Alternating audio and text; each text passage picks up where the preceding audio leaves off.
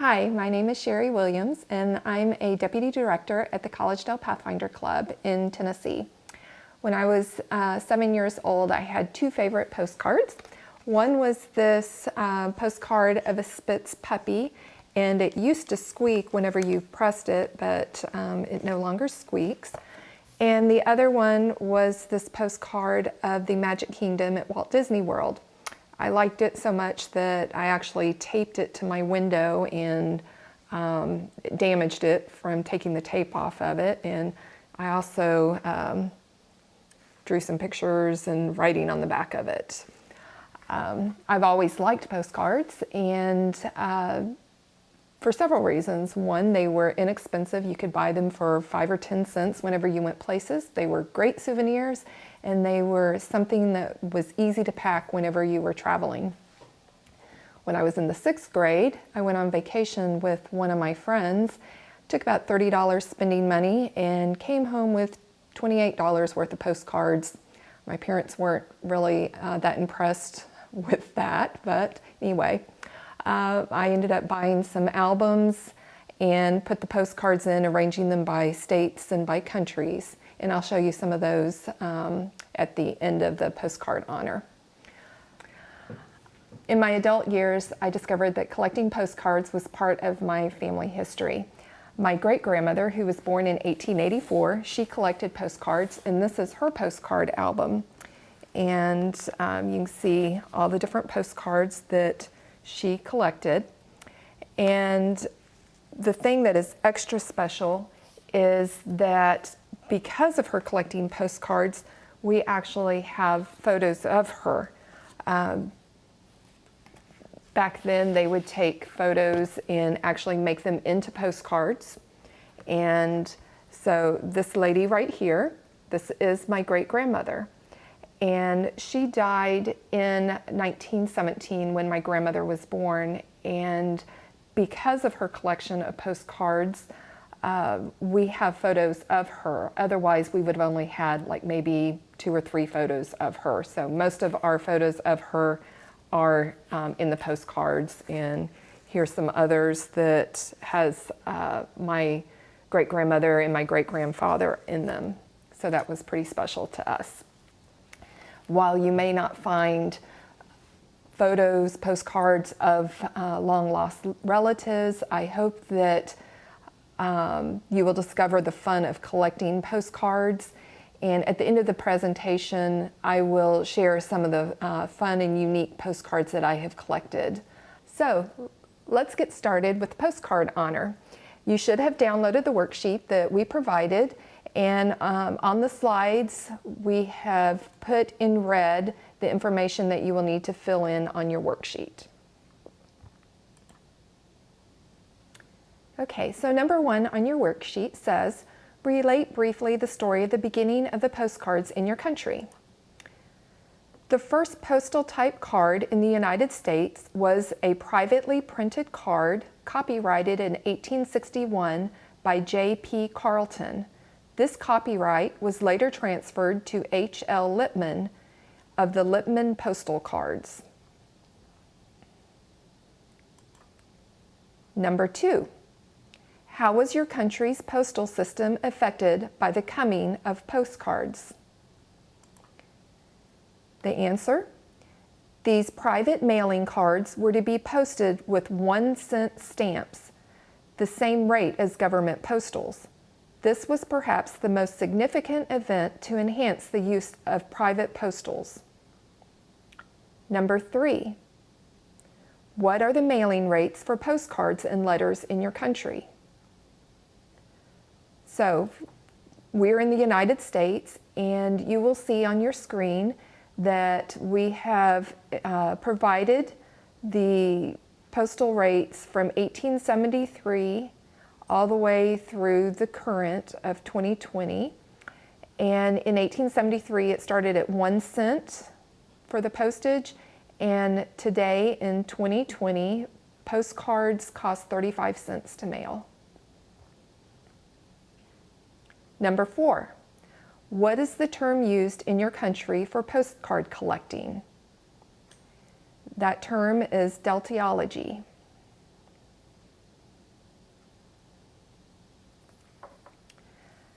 Number 5, give a brief description of each of the following eras of postcards. A, the pre-postcard era, B, pioneer era, C, private mailing card era, D, undivided back era, E, divided back era, F, early modern era with the white border, G, linen era, and H, photochrome era. So the answer to A, the pre-postcard era, it was from 1840 to 1869. The envelopes were often printed with pictures of comics, valentines, and music. Thousands of patriotic pictures appeared on U.S. envelopes during the Civil War from 1861 to 1865, and these are known as patriotic covers. Here I have a sample of one of these pre-postcard eras, and it is a reproduction. It is not an actual one from that era. And you can see that it has General Beauregard on duty, and it has a boar instead of a person depicted there. So it has a little cartoon there. And it says, "Dedicated to the gallant defenders of our national union."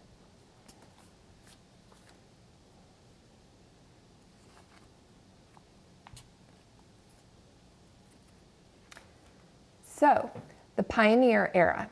That was from 1870 to 1898. The first postal card was suggested and accepted by the Hungarian government in 1869. The first cards printed with the intention for use as souvenirs were at the 1893 Columbian Exposition in Chicago.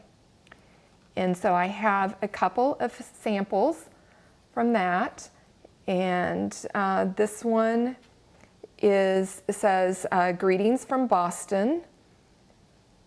The official souvenir postal from the World's Columbian Exposition, and it is of the Electrical Building.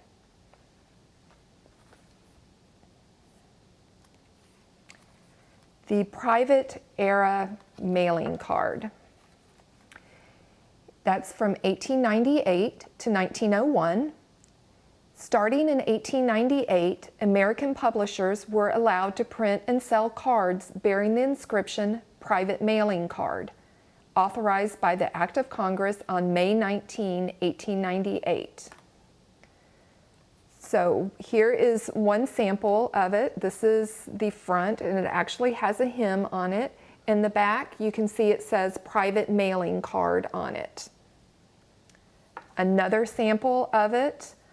This one is a post telegram, but on the side with the address, it does say the private mailing card on it, and you can see on the other side where they have typed out the telegram that was being sent.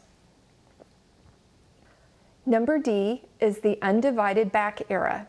It was from 1901 to 1907. In 1901, the U.S. government granted the use of the words "postcard" to be printed on the undivided back. Writing was still limited to the front of the postcard. So you can see here a sample of a postcard. It has a picture, but the people had to write their message just in this tiny little space on the side here. And on the back, you can see that it is not divided.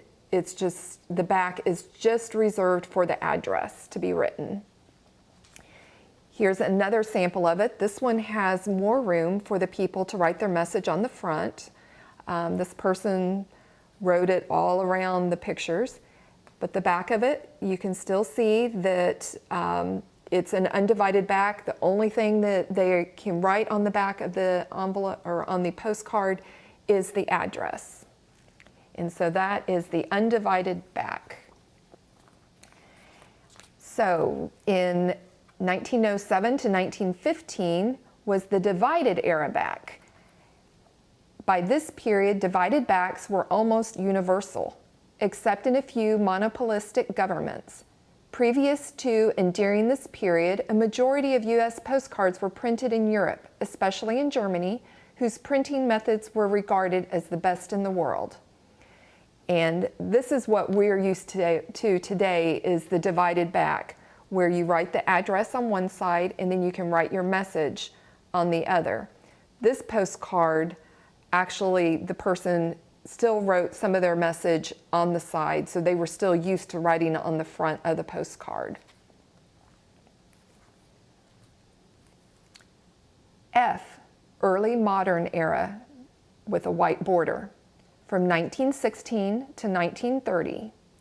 During this period, American technology advanced, allowing us to produce quality cards. The cards of this era were usually printed with white borders around the picture. And while this is not that white because it's so old still, you can see that there's a white border that goes all the way around the picture on the postcard.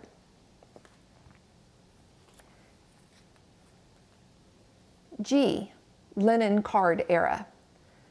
From 1930 to 1945 was the linen card era. Among the best cards of this era are the political humor cards of World War II. Technology during this time enabled publishers to print cards on a linen-type paper stock with very bright and vivid colors. Here's one of the samples of it, and it's really hard to tell in the picture, but the card has a linen texture, so if you run your fingers over it, you can feel the texture that feels sort of like linen. And here's another linen postcard as well. H, photochrome era, from 1939 to the present. Chrome postcards started to take over the marketplace immediately after they were launched by the Union Oil Company. Sold in their Western service stations, they were easily produced, were of high photo quality, and of most importance, they were in true living color. By 1945, they replaced both linen and black and white postcards in the roadside postcard racks. So here's a sample of a photochrome postcard, and you can see it has the vivid colors and very realistic because it's a photo. Number 6 on your sheet, briefly describe each type of postcards. A, view cards, B, greeting cards, C, historical cards, D, artist sign cards, and E, photographic cards. A, view cards. View cards offer historic reference to buildings, streets, and even towns which may no longer exist or that have changed significantly over time. When I was trying to find a sample of this, I had a hard time to begin with. I was trying to think of things in the Collegedale, Chattanooga area that may have changed that I could maybe get postcards for, and was just really having a hard time. And then I thought back to something that happened prior to September 11, 2001, and all of a sudden realized the World Trade Center towers was a good example of that. And so I ordered these, and was blessed that when I ordered them, the person actually included an extra one in there when I ordered them. So this is something that the World Trade Center, as you know, on September 11, 2001, the planes hit it, and those are no longer there. So this would be considered a view card. B, greeting cards. Christmas, Easter, birthdays, and most other holidays and special occasions were well represented and are fairly common. However, some greetings, such as Labor Day cards, are considered scarce. So I have some samples of some older greeting cards. This one is 1910 for New Year's, and then also a Valentine's one that says, "Love messages to my Valentine." Then I have a couple of Easter ones to share with you. And the one with the Easter eggs in the little basket, that one is actually raised. It's hard to tell in the photo, but it's not a flat card, it is raised. And a couple of my Christmas ones that I have.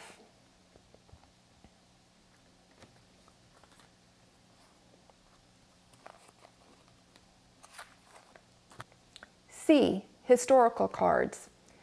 Historical cards are printed to commemorate events such as war, social problems, expositions, parades, coronations, or politics. These cards offer much to the serious collector in the way of increased value. This is a wide open field with much to offer anyone interested in 20th century history. So I have a couple of cards here to share with you. One is the official souvenir World's Fair of St. Louis from 1904. And this is showing the Art Palace. And the other one is from the Illinois Host House from the Chicago World's Fair. So those are historical cards because they're showing something that happened that was historically significant. D, artist signed cards. Any card which has an artist's signature or initials. Postcards where the publisher has identified the artist are also considered to be artist signed. The term does not mean the postcard has been autographed. So my sample is the Buffalo Hunter, and you can see down in this corner that it actually has the signature of the person who painted this. His name is John Jones. And so this would be considered an artist signed postcard, even though it was actually printed on it. He didn't sign it after it was printed.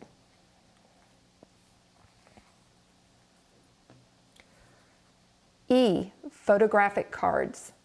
These real photos, often hand tinted in great detail and in colors which almost defy description. So here are a couple of samples of that. So number 7, have some knowledge of preserving postcards.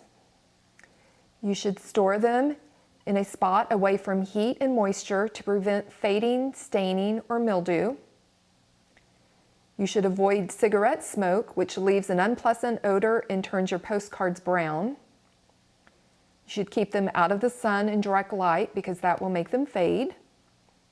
And you should use PVC and acid-free storage systems. I have several samples of postcards that are damaged. And so here are a couple of them that they are both from Roosevelt, Utah. I believe I bought them together, but you can tell it looks like some bugs have been chewing on the edges of them. And so you want to keep them away from bugs. And then going back to my postcards that I showed you at the beginning, you can see this one, the edges are a little bit bent. And then once again, you should not tape things if you want to preserve them. So, because when you pull the tape off, it rips them.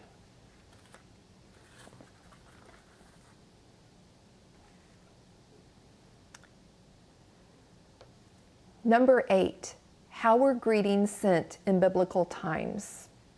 And we have 3 different Bible texts here. 2 Corinthians 13:13.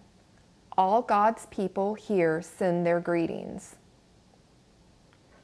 Philippians 4:21. Greet all God's people in Christ Jesus. The brothers and sisters who are with me send greetings. 2 John 13.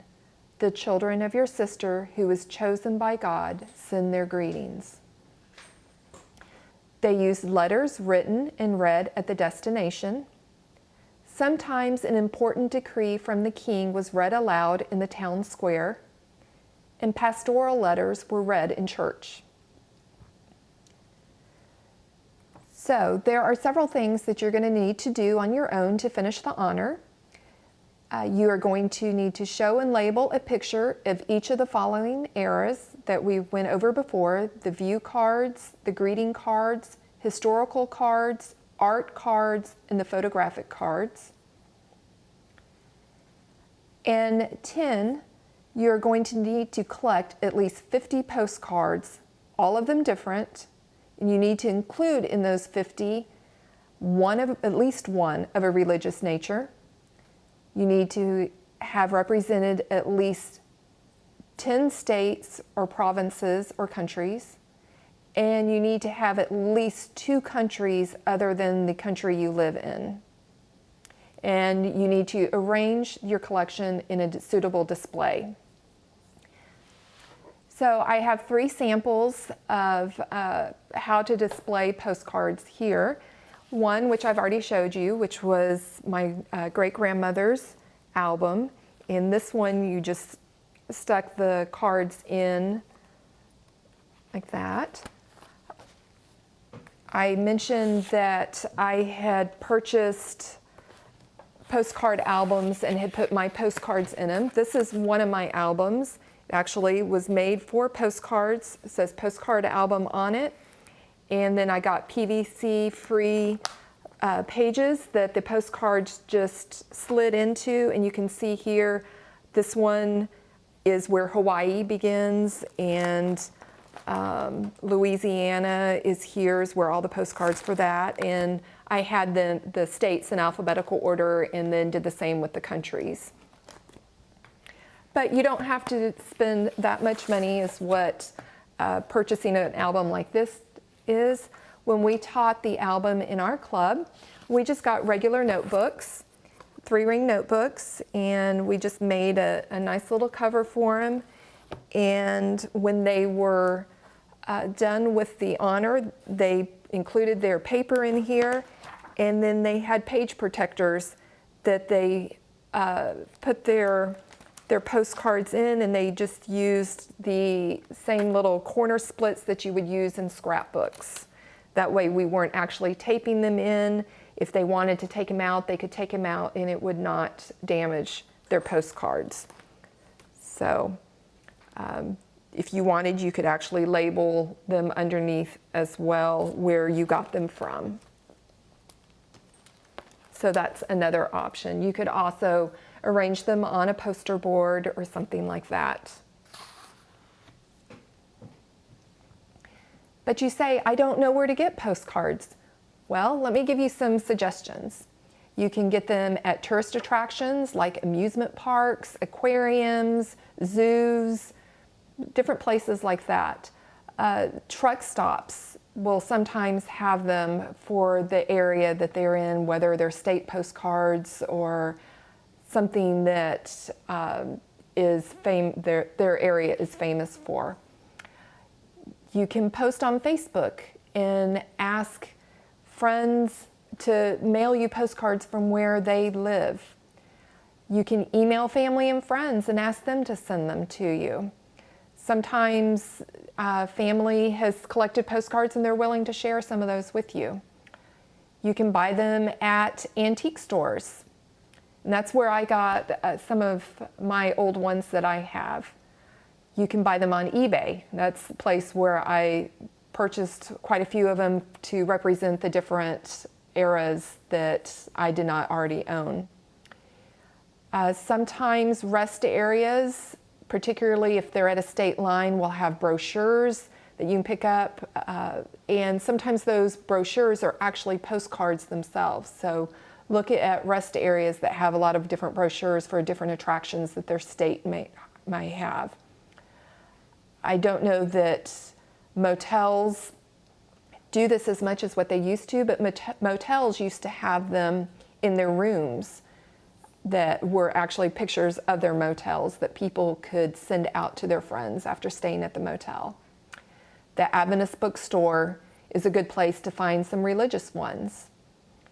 And possibly you could have gotten a postcard at Christmas where somebody sent you, instead of a Christmas letter, they sent you a Christmas postcard. So that's just a few of the places that you might be able to find postcards. And I hope that you have fun trying to make your collection of 50 postcards.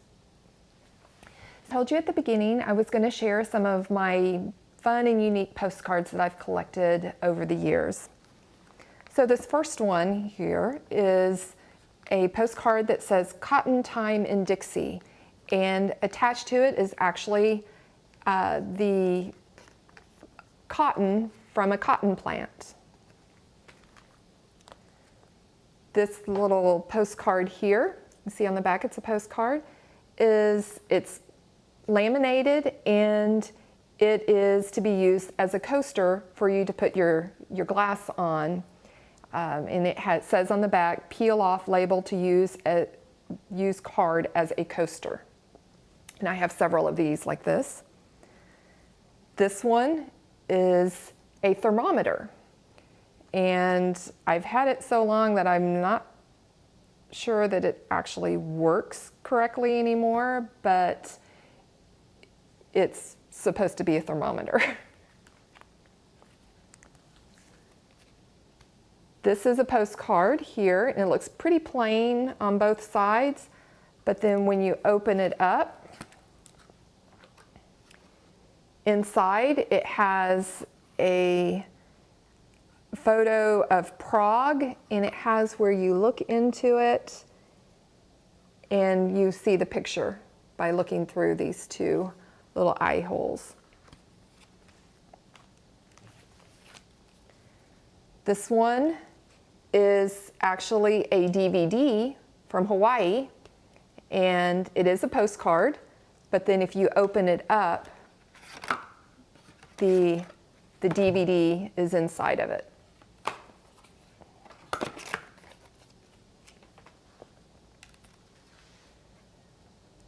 This postcard is cork.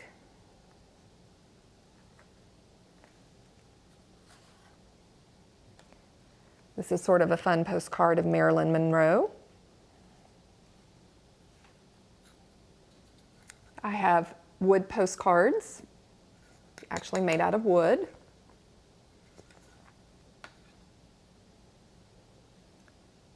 This one is copper.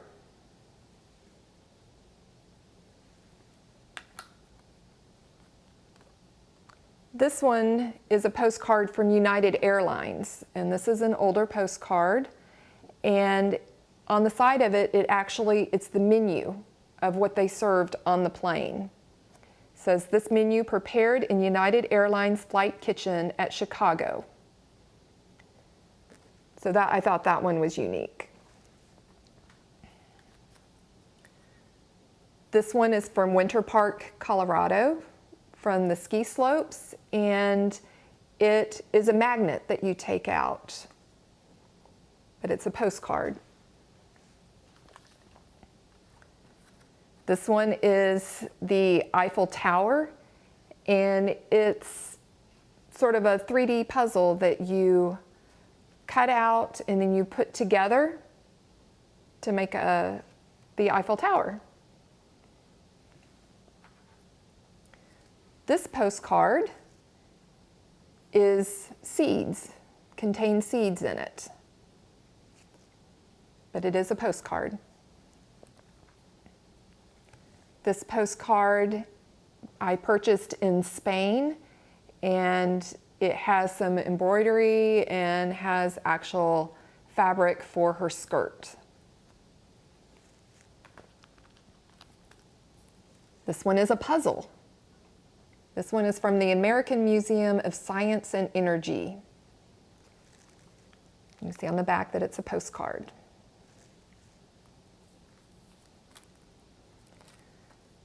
This one is stickers. So it has individual little stickers, the little animals on it are stickers. Here's another one that is a magnet. It's a smaller size postcard. This one is from Fontana Dam, and it has the postcard on this side, but on this side is actually a one round trip ticket, and the ticket was $1. So if you used this ticket, they would tear it off of the postcard.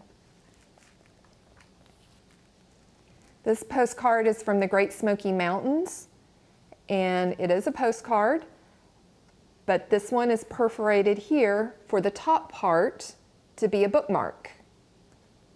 But you would send it as a postcard in the mail, all attached.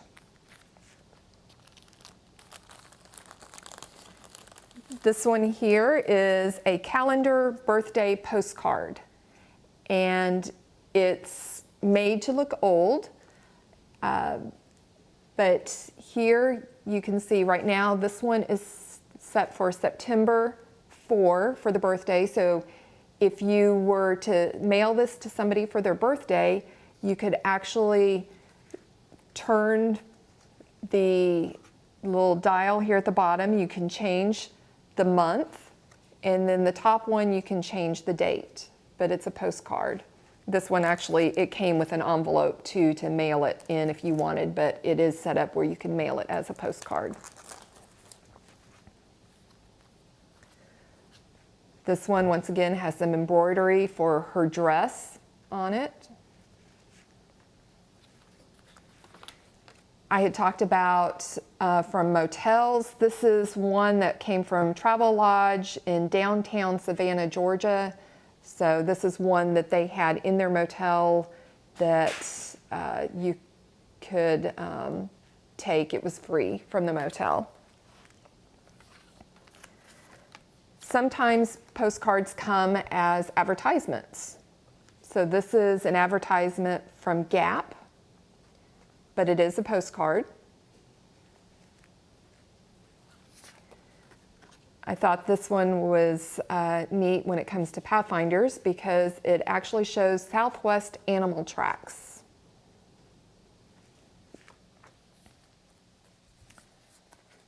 Ham radio operators, the ones that would do Morse code specifically, would oftentimes have their own postcards that would have their call sign on them. This person's call sign was WN2JLY. And so whenever they would contact somebody and be talking to them, having a conversation with them, they would take their card and they'd put their information on it, get the information of the person they were talking to, and they would mail it to them, and they would collect these so they could see who all they had been in correspondence with. And so this is one of those cards from a ham radio operator. And this one, the person, his name was Paul, and he was from New Jersey, and he talked to somebody else that was also in New Jersey, and he'd mailed it to them. Here's another one that is a seed postcard. And this one is unique. This is an older postcard, but you're supposed to be able to hold it up to light, and the moon is cut out, and then some of the waves are cut out. And so if you put a bright light behind it, and those will, I don't want to say glow, but they will be brighter, and so it looks cool, especially if it's low light. Postcards also come in different shapes. Here's one that I got in London, the shape of one of the little shelters that the soldiers stand in. Here's one that's a heart. This one is from Greece. This one's also from Greece. It's round. And these two are from Africa, and they're cut out in different shapes. So anyway, I hope that you enjoyed this honor, and I hope you have a good time collecting postcards.